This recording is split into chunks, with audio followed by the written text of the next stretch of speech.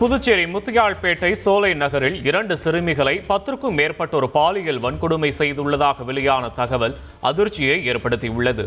அந்த சிறுமிகளை காதலிப்பதாக கூறி அழைத்து சென்ற 2 இளைஞர்கள் அவர்களை பாலியல் வன்கொடுமை செய்துள்ளனர். பின்னர் இளைஞர்களின் நண்பர்களும் அந்த சிறுமிகளை கூட்டு பாலியல் வன்கொடுமை செய்துள்ளனர்.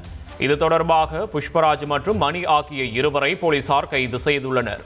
விசாரணையில் 10க்கும் மேற்பட்டோர் இந்த சிறுமிகளை பாலியல் வன்கொடுமை செய்ததாகவும் சிறுமிகள் 14 பேரை அடையாளம் காட்டியுள்ளதாகவும் தெரியவந்துள்ளது. மத்திய பாதுகாப்புத்துறை அமைச்சர் ராஜ்நாத் சிங் கோவை வருகை தந்தார். சூலூர் விமானப்படை தளத்திற்கு வந்த ராஜ்நாத் சிங்கை மத்திய இணையமைச்சர் எல் முருகன் பூங்கொத்து கொடுத்து வரவேற்றார். விமான நிலையத்தில் முப்படை தளபதி, ஆட்சியர், வட்டாட்சியர், கோட்டாட்சியர் மற்றும் சூலூர் விமானப்படை அதிகாரிகள் உடன் இருந்தனர். பாதுகாப்பு நடவடிக்கையாக சூலூர் விமானப்படை தளத்தை சுற்றியுள்ள 10 கிலோமீட்டர் சுற்றளவில் ட்ரோன்கள் மற்றும் இதர ஆளில்லா வான்வழி வாகனங்கள் பறக்க தடை விதிக்கப்பட்டது. பின்னர் ராஜ்நாத் சிங் அங்கிருந்து சாலை மார்க்கமாக நீலகிரி வெலிங்டன் ராணுவ பயிற்சி பள்ளிக்கு சென்றடைந்தார். செய்திகளை உடனுக்குடன் தெரிந்து கொள்ள உடனே சப்ஸ்கிரைப் பண்ணுங்க.